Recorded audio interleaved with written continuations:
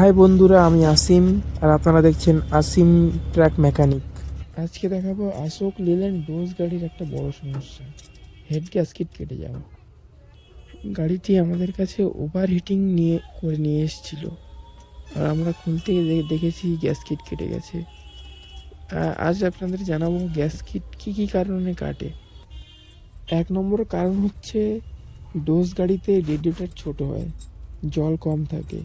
Radiator চোখ বা fan বেড়ে ঢিলা হলেই ওভার হিটিং হয়ে যায়, আর ওভার হিটিং হলেই আগে গ্যাসকেট নষ্ট হয়। অনেক সময় আমার অনেক মিস্ত্রি ভাইরা আছে শুধু গ্যাসকেট পাল্টে ছেড়ে দেয়, কিন্তু তারা ভালো করে হেড স্কিম করে না, হেড স্টাক ভালো করে টাইট করে না, সেই কারণে আবারও গ্যাসকেট কেটে যায়। আর ওইভাবে ইঞ্জিন চললে ইঞ্জিনের পাওয়ার কমে যায়। প্রথমত পাওয়ার কমে যায়, তারপরে মোবিলে যখন জল চলে যাবে তখন একটা বড় সড়ো ড্যামেজ হবে।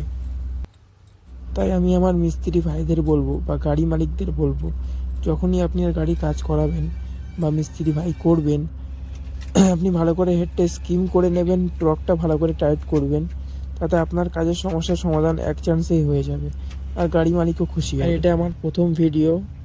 Thank you for watching and support করবেন আমাকে একটু, আমি রেগুলার ভিডিও ছাড়বো।